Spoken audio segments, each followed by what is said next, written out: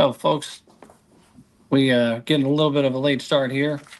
I'm sure there's going to be some sort of an awkward screen moment there with things, but looks like we might have our technical difficulties figured out here.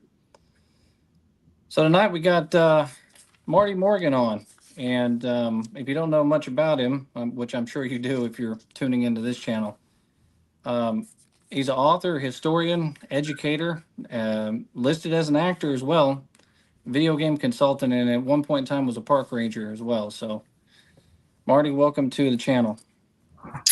Thanks for having me on. Can you hear me loud and clear? I can hear you loud and clear now. We had ourselves some technical difficulties there.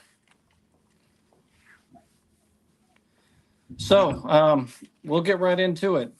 Now, I was reading online about yourself, and looks like you've had a pretty successful career spanning a whole bunch of different types of things, genres of things, but it always roots yourself back to history. You're always rooted in history, and World War II specifically. I saw that you're the author of Down to Earth, which is a fantastic book, and then Americans on D-Day, the photographic history, which is just that book alone is something else to behold. Um, when it comes to being an author, what inspires you when it comes to doing your work as an author? Well, there are certain stories that reach me and certain stories that don't. The ones that get through all of the noise of life and get through to me and reach me are the ones that I tend to take action on. Strangely, I have found it to be a process of um, I don't actively have to really look for stories. Stories find me. And there have been some big projects that I've worked on, and that I worked on them because they needed to be worked on. My first book is a great example, 507th Parachute Infantry Regiment in Normandy. The book's title is Down to Earth. The reason I wrote that book is because there really was not much published about the 507th. Mhm. And I was encouraged to write something about it by the man I used to work for, the late Dr. Stephen Ambrose. Oh, wow. Yeah, I did read about that. How was it working with him? It was a bit of a dream come true in every way. Um, you have to sort of understand the setting. If you turn the clock back to the mid 1990s, he was a little bit of the best possible example of what success as an historian looked like. I mean, the man was a household name circa the year 2000. The man had books that were in every airport bookstore, I think, which is a good benchmark for success right there. And he was very much in demand as a historian on television, also for speaking engagements around the country. And I was lucky in that my master's degree program, which I did at University of Alabama, the man that was in charge of my program knew Ambrose, knew him enough to invite him to come to campus. I met him during an initial meeting when he came and spoke to us on campus, when that was in 1996, when he was on book tour for Citizen Soldier. And then by coincidental circumstances, I ended up moving to the city of New Orleans, and I had another confluence with him at a fundraising event for the National World War II Museum, where I ended up working for 10 years. And being around that guy at that time was just a dream come true, because before I met him, I'd read the books. Yeah. I read the big book that came out for that would be the 50th anniversary of D-Day, called D-Day: The Climactic Battle of World War II. I read Band of Brothers, of course. I read Citizen Soldier when it came out. I backtracked and read some of the other books.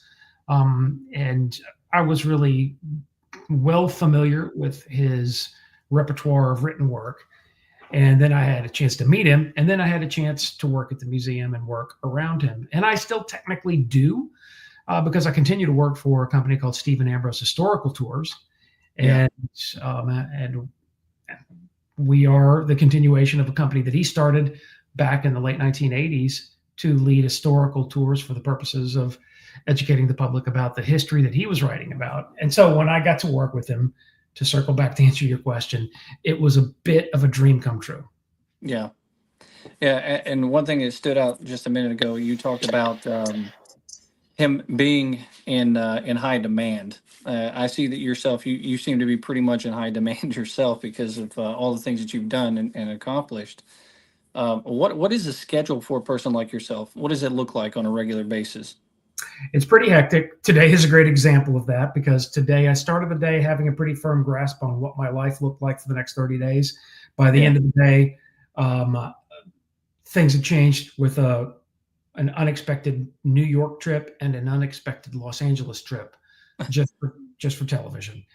Wow. And I have to mention that I've now been in broadcast for just over 20 years, and I've been doing TV work during that time. And that TV work was occasioned entirely by my connection to Stephen Ambrose.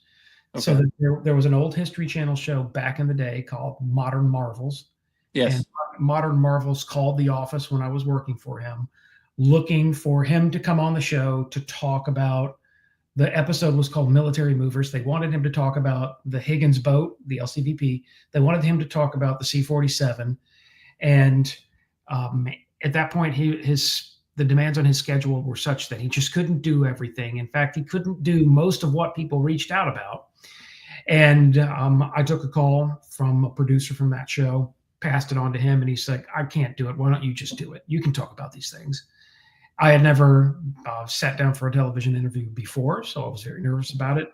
Yeah. Here I am 20 years later, and I'm currently on 6 different shows on the History Channel. Right. Yeah. I saw the list. I mean, whenever you Google your name, the first thing that actually pops up is actor. It doesn't pop up as historian first. How do you feel about that? Your name popping up as an actor? I wish I could make actor money. I wish I was an actor, but I'm just not. Although there are certainly actor qualities to some of the work that I do. Yeah. And that a lot of the on-camera work is calling on, I think, acting skill just as much as it's calling on historical knowledge. But at the same time, I have booked no jobs as an actor. I have done no screen acting at all. The last acting I did in my entire life was in high school. So okay, actor. High school acting. All right, there we go. I have a question that came from Robert Queen. He was wondering, what's your take on there was a story about a paratrooper from John Steele. It looks like John Steele hanging from Saint Mir. I'm going to butcher this. Église. How does a story like that get so canonized and turned into something so real? What's your take on that? What Mr. Queen is doing is he's teeing me up for a slam dunk, and that by asking me that specific question, he's asking sort of about the heart of the work that I do. I never expected that the career would go down this path, but the career took me down a path where I really got familiar with Normandy. I really got familiar with D-Day history, and I've been visiting Normandy a lot. I have, in fact, been in Normandy every year for the D-Day anniversary since 1984, with the exception, of course, of 2 years because of COVID. Right. But with only that exception, from 84 to 2024, for 40 years, I have been going to Normandy for the anniversary. Wow. And that led me to a big appreciation for that subject. D-Day is a subject that I really like a lot. And in getting to know it as an historian and then also as a tour guide, I was beginning to find that there were some difficulties reconciling certain stories that had really entered the zeitgeist of the subject.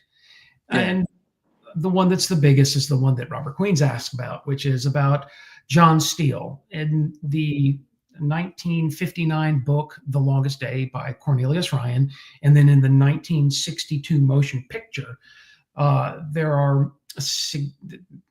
significant set pieces about this paratrooper. And John Steele was a paratrooper in the 505th Parachute Infantry Regiment, 82nd Airborne Division. He came down by parachute in the town of Saint Mary Église. And as a result of retellings, the story that has emerged is one in which he descends under an open parachute and is ensnared on the southwest corner of the bell tower of the church, where he was suspended 100 feet off the ground. Yeah. It's well depicted in the 19 1962 movie, The Longest Day. And the actor portraying John Steele is the late Red Buttons.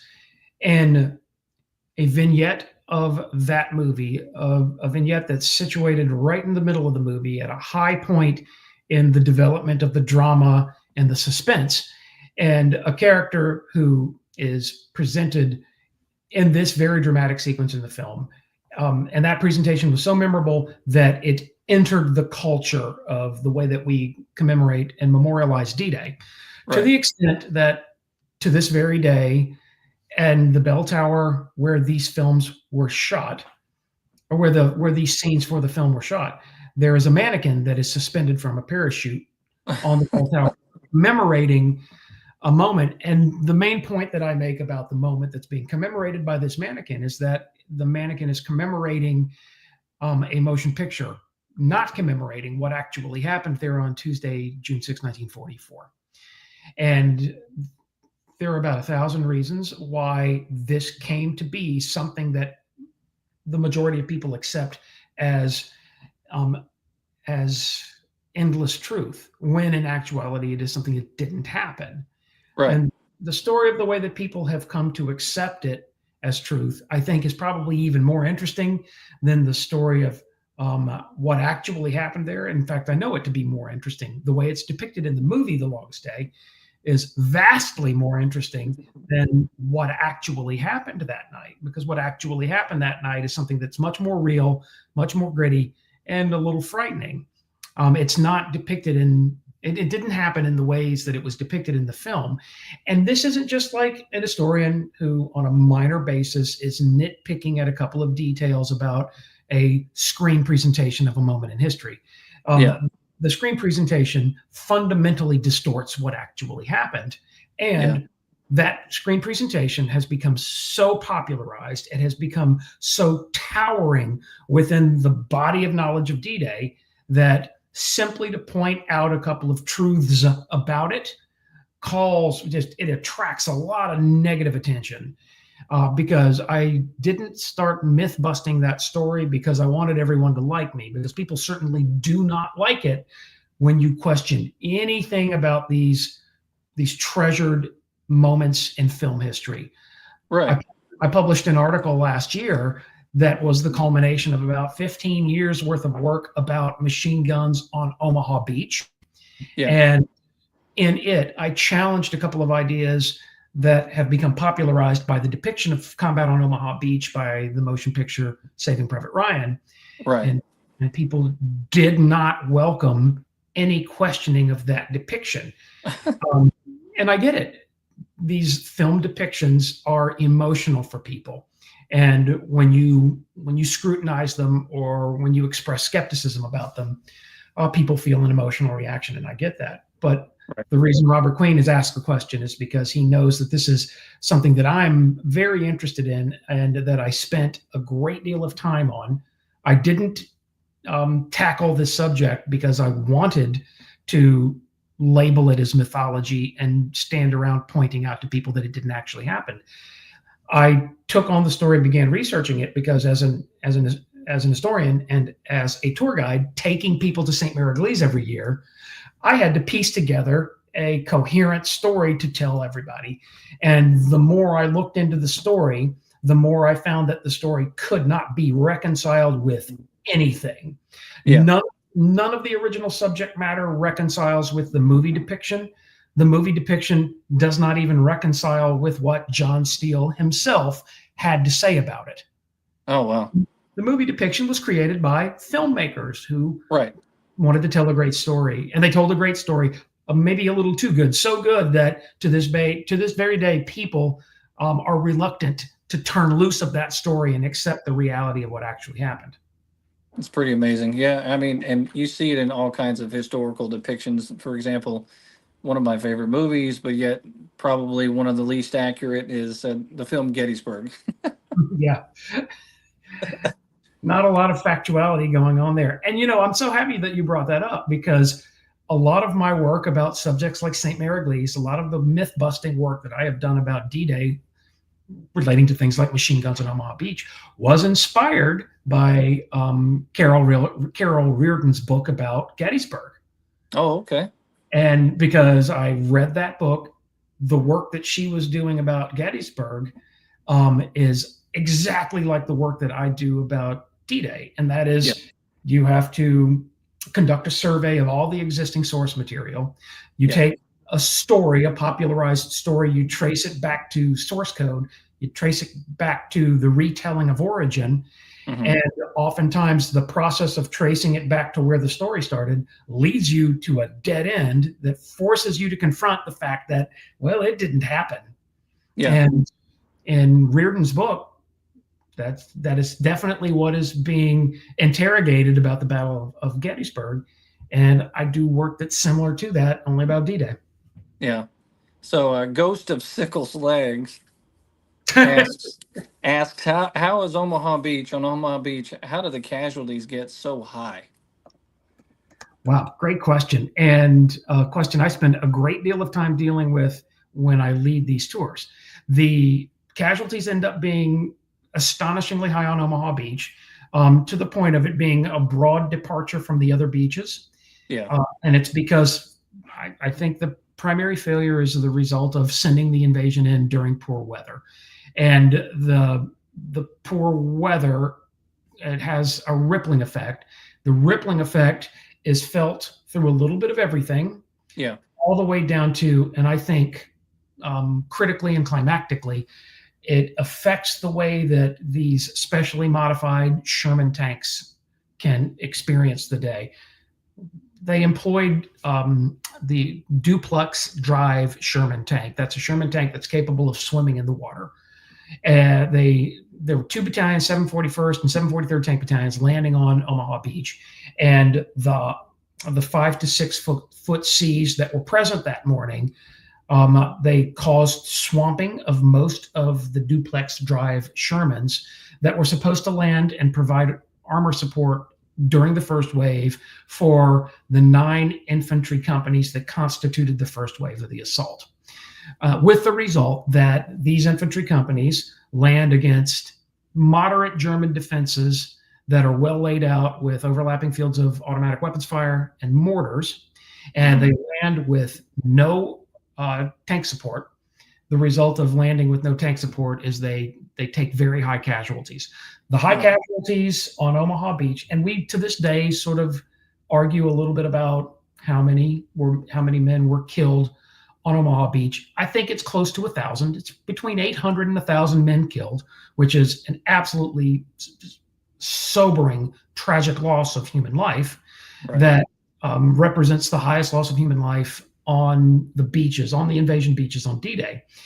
And had those men been provided with the tank support that they needed during the first wave when they were most vulnerable, the casualties would not have been anywhere close to that. There was an expectation that casualties would be within the range of about 10%. And in some units, the casualties are much higher, infamously within the ranks of the men of A Company, 116th Infantry Regiment, 29th Division. That's company landing with a total strength of 164 officers and men. Within 5 minutes of combat in front of the Dahlgreen sector at Vierville-sur-Mer on Omaha Beach, they sustained 91 killed and 65 wounded. Man. And so in 5 minutes of combat, that one of the 9 first wave infantry companies is completely destroyed.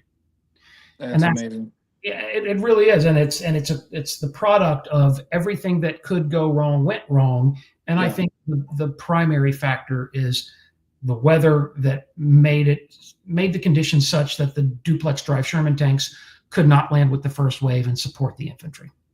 Yeah, and it's things like that that really makes you appreciate the peacefulness right now.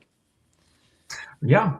I completely appreciate that, and I love the fact that we can go to that beach to this day and experience it and talk about what happened there, the awful thing that happened there, while we look down on it, because I'm always taking people during the summer months, and especially during the later months. Like when I take people there in July, it's usually a little bit warmer. People can usually get out and do a little swimming, and I'll take people out onto Omaha Beach to the scene where this awful thing unfolded. And Right. we're looking down on a beach where there are children playing and people enjoying a beach holiday and sunning themselves and swimming. Yeah. And every now and then I'll get people that say like, "Oh, I wish these people would be more reverent about the place." And I'm like, and my first reaction is like, this is exactly what this place should be. Right. We shouldn't wear the dead from D-Day as a millstone on our back that weighs us down. People should get on with their lives, but they should also remember what happened. Yeah. And, Yeah. and there are plenty of memorials on that beach that remember that day. And it's lovely to go there to remember the day and then also see people that are still enjoying the beach. Absolutely. Well, also, when we were talking about the myth surrounding the story, I think that a lot of the history, that the more significant portion of history for historians, is when we get out there and we actually talk to people in these places, especially when it comes to veterans. Our generation is fortunate enough to, at some point in time, be able to talk to a World War II veteran and actually get their perspective. Um, in your time as a historian, talking to these people and getting to know them, do you have some sort of a story that maybe stood out to you that really gave you a different perspective on that history that you really didn't grasp until you talked to that veteran? Yeah, well, I wrote a whole book about that. When I wrote Down to Earth, and that book is a booklet was published just over 20 years ago in 2004. As a result of a series of coincidences, I sort of fell over backwards into the story of the 507th Parachute Infantry Regiment. There had been a little bit written about them before. I'm not Right. claiming to have done something that was that nobody had done before. I simply moved forward with the fact that I was invited to go along, sort of as a stage manager, for a tour of veterans from the 507th to dedicate a memorial. This trip took place in July 2002. I went over with a group of veterans and their families. The group ended up being almost 300 people, so it was a massive group of people. We were in Normandy for a week. We brought over 65 living veterans from the 507th Parachute Infantry Regiment. Yeah. Each night when we would go back to the hotel, there was a camera operator there and a photographer, and we conducted interviews because Ambrose encouraged me to do it. Ambrose was still alive then. I told him about what we were doing. He said, "You need to be sure to interview as many people as you possibly can." He said that to me before I left on the trip. We go on the trip. I interviewed all 65 men, sometimes in sit-down interviews in a hotel room. One of them I interviewed on a bus driving back to Paris. One of them I interviewed sitting next to him on a flight from Charles de Gaulle Airport to Atlanta, Georgia. And I was interviewing these because I had been encouraged to interview them by a man that I idolized. I got back from that trip in 2002. There were some great stories collected from those 65 living veterans. The last time that I saw Stephen Ambrose alive was he came into the office. I had been on this long trip and I was coming into the office on Sunday to catch up. And I could always tell when Ambrose was in the building because I could smell cigarette smoke. And if there was cigarette smoke, you knew Ambrose was in the building because he was the only person that could get away with smoking inside the museum. And so on a Sunday morning, I was playing catch up. I smelled cigarettes. I knew he was in his office. I walked over there, and one of the veterans that I had interviewed during the trip was the man who commanded E Company 507th in Normandy. His name was Roy Creek.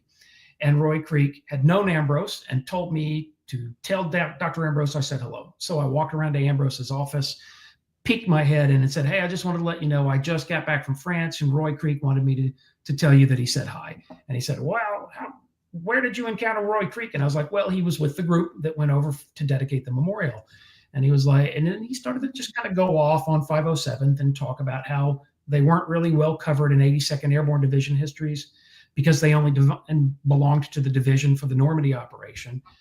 And then he said, "Well, did you interview Creek?" And I was like, "Yeah, I interviewed him." He said, "Did you interview anybody else?" I said, "I interviewed everyone, all 65 of them." And he said, "Great. Well, now you need to write a book about them." And I had never even considered that until Stephen Ambrose told me to do it. Huh. I went away from that meeting. That was in September of 2002. I came out of that going, there is no way. I'm too busy. There's too much going on in life. I had finished my master's degree in history in 96. This was in 2002. And I was like, there's no way I can take on anything else. I'm at the absolute maximum of my bandwidth. Right. And then the following week, after I had kind of concluded, there's no way I can write a book, I woke up on a Sunday morning, went into the office early, still trying to play hook catch up from the July trip, and turned on my computer, and the first thing I saw was Stephen Ambrose dead at age 69. Oh, wow. And when I saw that, I was like, well, now I have to write this book. Yeah. And I wrote the book. The book was published in 2004. And then I watched over the next 20 years as all 65 of those men that the book was based on, as they all receded from living memory and passed away. Wow. And that has had an incredible impact on me because I was interested enough in that story to begin with that I got passionate and wrote a book about it, and then went through the process of saying goodbye to all of them, all these people that I had interviewed. And all of them were a big inspiration to me and on the work that I continue to do. And they weren't the only D-Day veterans that I interviewed, because during the 10 years that I worked for the National World War II Museum, I interviewed about 2,000 World War II veterans. And having interviewed very few of them are alive. Coincidentally, 10 minutes before we got on this live cast, one of them that I have interviewed just emailed me to ask me for my address because he found a book that he thought I'd want to read. He's approaching 100 years old. Wow. His name's Paul Hilliard. He's the former chairman of the board of trustees of the National World War II Museum, and he was a Marine Corps aviator. He wasn't a pilot, but he was a radio operator gunner in a Marine Corps air group in the Philippines during World War II, but a World War II veteran, and one of the last that I know of that are still living. Wow, that's pretty amazing. Yeah. That's something else. So you're a park ranger, you're a historian, you're an author, you're an actor. How does all of this come together and end up with Marty Morgan involved in video games? That's the weirdest thing too. I wrote the book about the 507th. The book came out just as the company I used to work for, Electronic Arts, was beginning to work on a game called Medal of Honor Airborne. Just as they were beginning to work on that game, I was finishing a book about the Airborne. At the time I was working for the museum, and we would schedule events, and I came up with an event that was designed to develop enthusiasm about the museum's mission, and to develop enthusiasm about anniversaries in history. And so in 2004, we were going to hit the 60th anniversary of D-Day, and then also later in the year, the 60th anniversary of Operation Market Garden, the Allied invasion of the Netherlands in September 44. Right. For the anniversary of Market Garden, I organized an event at the museum in New Orleans, and I had spent some time around the modern day 507th, which runs the basic airborne course at the post that used to be known as Fort Benning, now known as Fort Moore. And I invited down some contemporary U.S. Army paratroopers to participate, brought in a couple of veterans who were still alive at the time, and had this big event.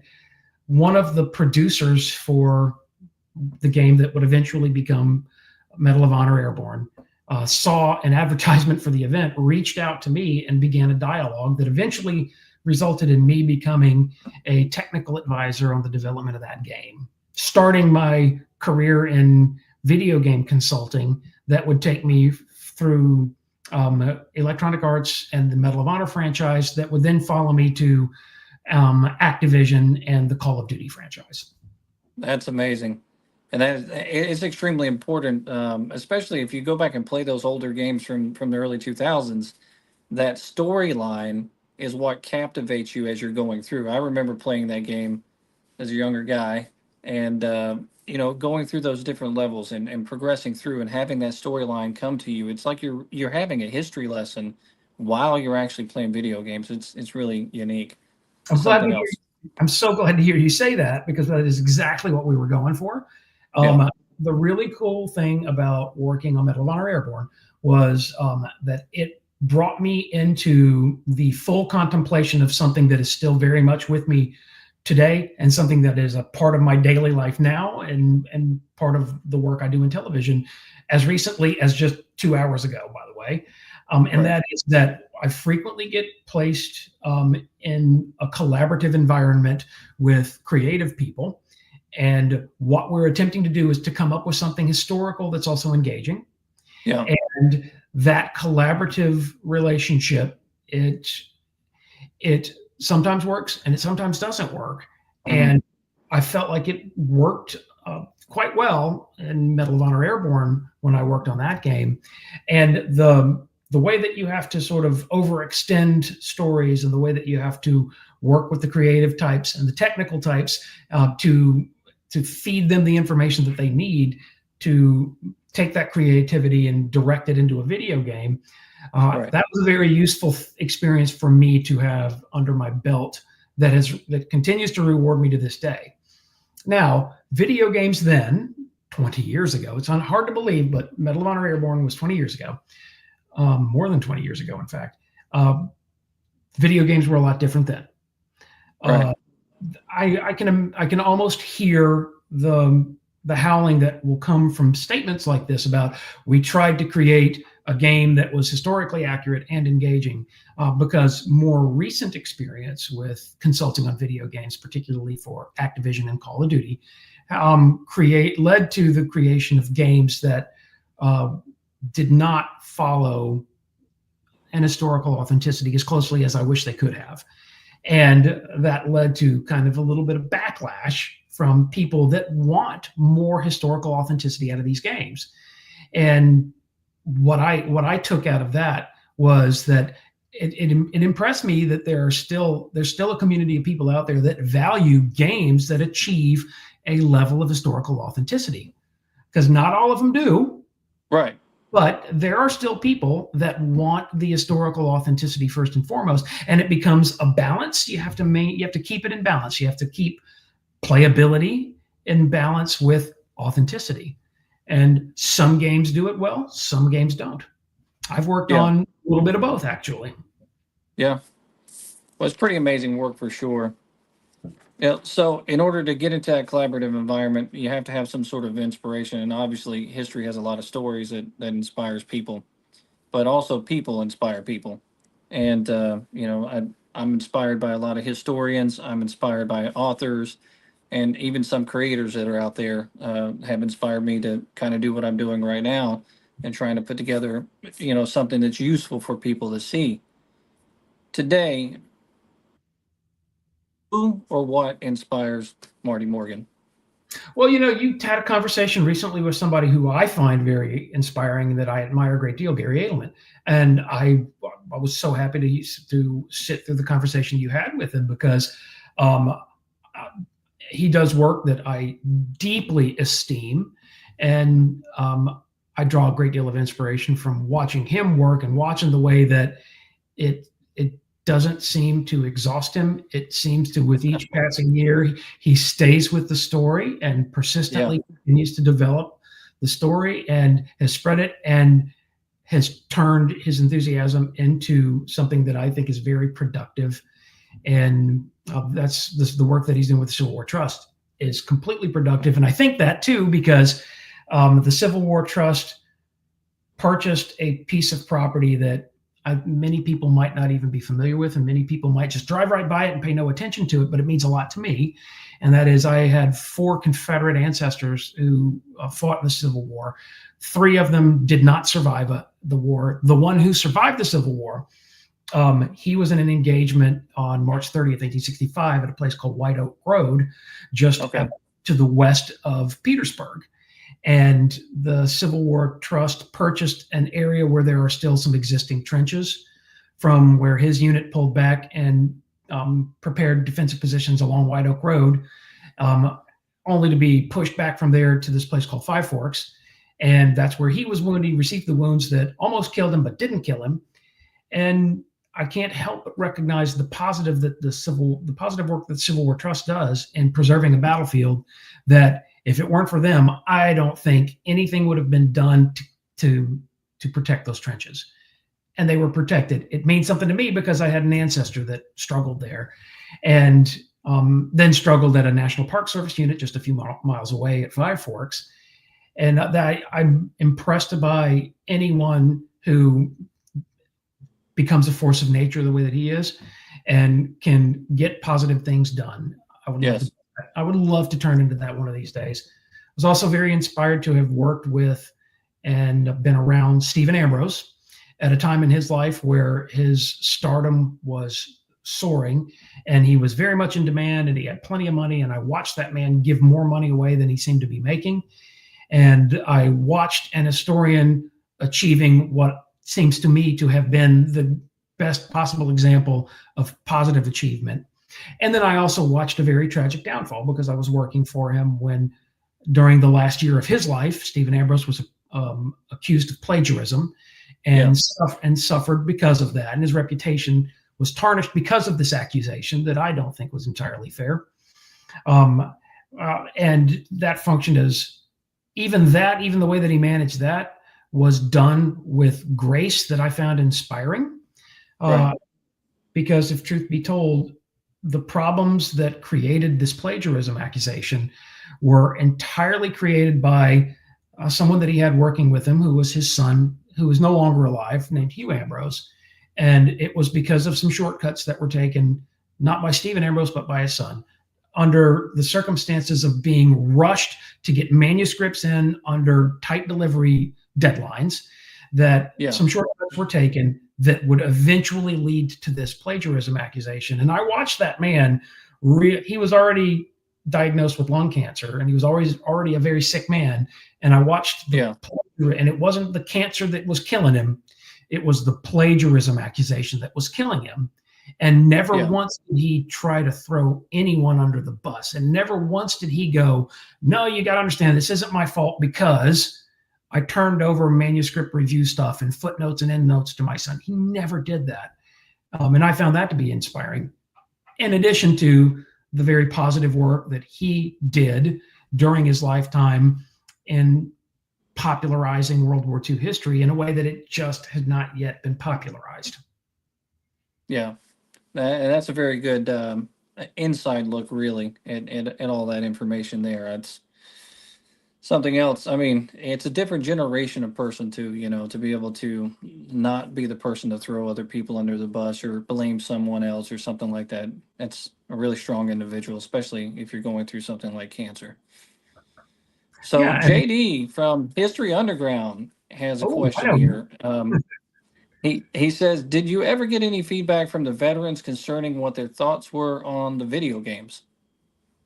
We talked to a lot of veterans, and strangely, when I was working on Medal of Honor Airborne, there were still enough Airborne veterans alive that we brought some of them into discussions about the game.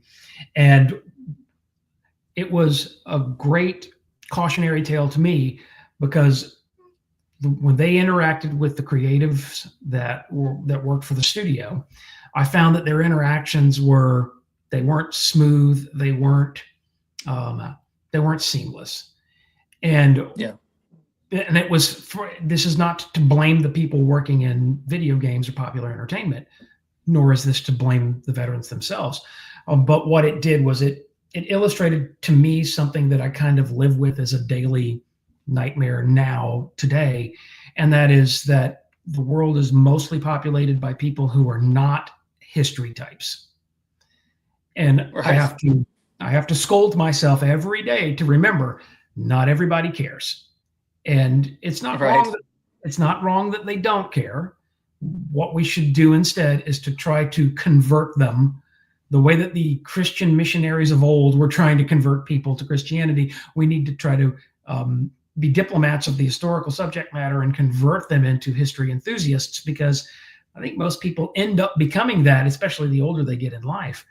And what it taught me too was that this isn't exactly a positive thing to say, but I find that we've got a little bit of a dearth of historical literacy in the United States.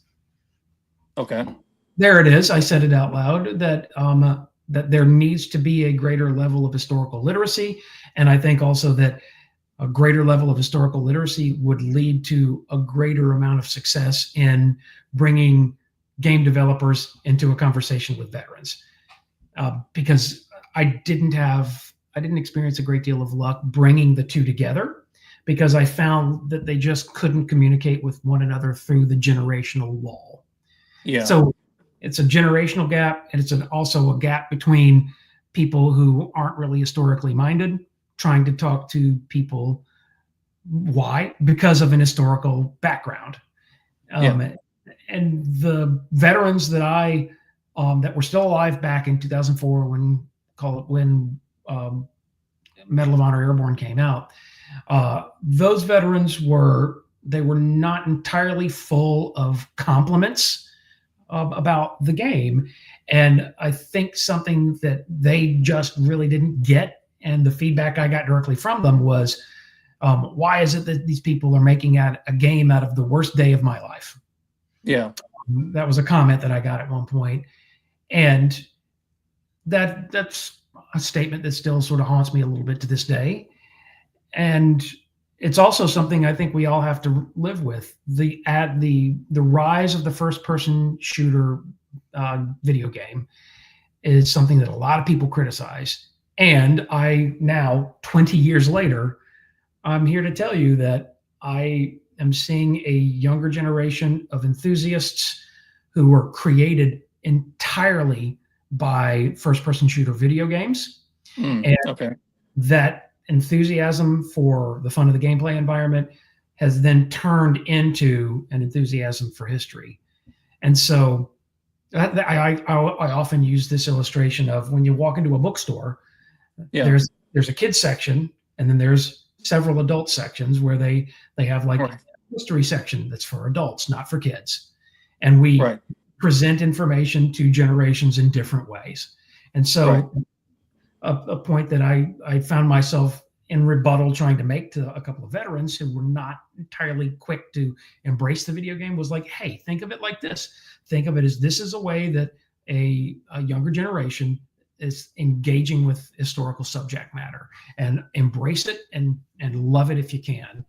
And they weren't really quick to hear me on that, and they were reluctant to acknowledge there being any gravitas. They were reluctant to acknowledge that there was anything positive that could come out of the development of a video game. And I wish they were still alive, because what it looks like to me overwhelmingly is that after my 20 years in video game consulting, I am just bombarded on a daily basis by younger people who their journey as a thinking historical individual started with playing either Medal of Honor or Call of Duty, two game franchises that I worked on. Yeah.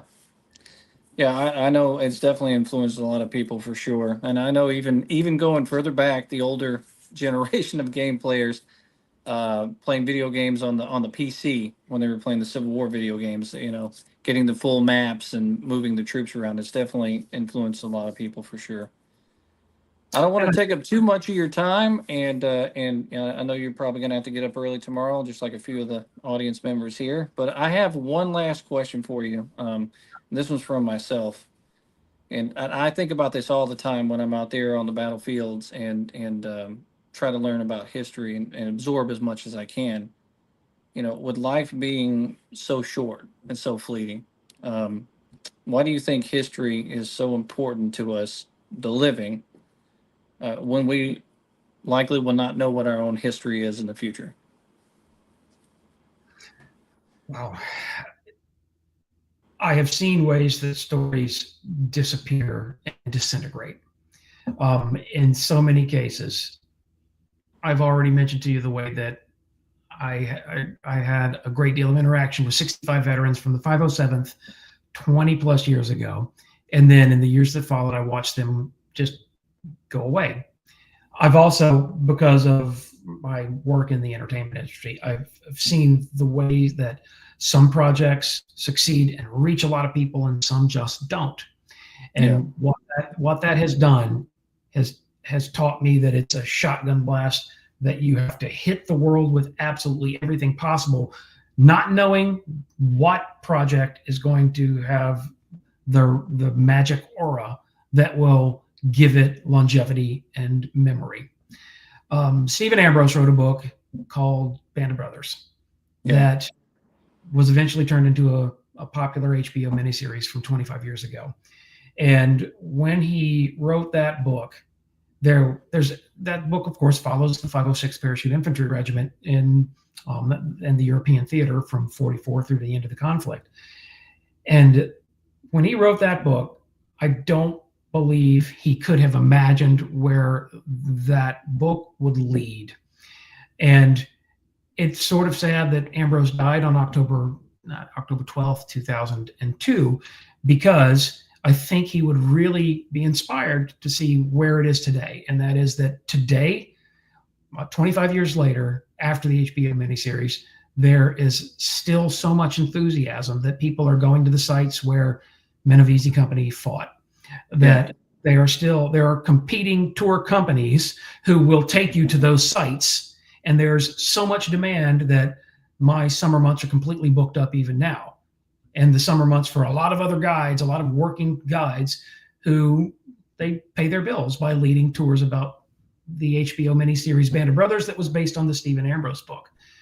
The 507th, it did things that were of equal importance. Those men bled the same red blood. Those men helped to contribute to victory in the European theater the way that the men of the 506 did. Yes. And their story, it hasn't resonated. Maybe it will one day as a result of some other project, but it just hasn't gotten there yet. It hasn't achieved a longevity comparable to Band of Brothers. And that's why I think this world where there are plenty of working historians and plenty of tour guides that are out there exploring and developing stories and trying to put something together that will achieve some success, I think that is working toward a greater good, a rising tide that will float all boats, because one of those stories in there somewhere will be the home run that will inspire people a generation later. I am meeting people who are enthusiastic about Band of Brothers who were not alive when the series premiered in 2001. That's something else. And that blows my mind, because to me is that it meant something to a generation way back in 2001. And then a new generation of people were born, and it means something to them too. And I think that D-Day subject matter remains sort of alive and well and vibrant today. Thanks in part to Band of Brothers, thanks in part to Saving Private Ryan, thanks in part to The Longest Day. And all of these projects have to work together in aggregate to keep enthusiasm and interest high. Yes. And if they don't achieve that, everything just gets forgotten. Right. Absolutely. Well, that really puts a good perspective on that question. So I really appreciate that. Well, Mr. Marty Morgan, you have definitely inspired me here. I'm sure that you've inspired the people who have been watching, and the future folks that will watch this live stream and the video coming. And I really appreciate you coming on here and talking to us and giving us some of your time. I know your schedule is extremely hectic, and you have a lot going on, and to be able to take your time just to pop on here for my little channel, that really says a lot about you, and I do appreciate that for sure. Well, no need to thank me. It was very flattering just to receive the invitation, and I want to applaud you for the good work that you're doing, and I want to encourage you to keep up the good work. Absolutely. Thank you very much, sir. And for everybody else out there, we appreciate you coming out here tonight at 9:30 to check this out and sticking with us through the technical difficulties we were having at the beginning. And we hope to see you out there on the battlefield somewhere. Till next time, it's History with Waffles. This morning I'm out here at the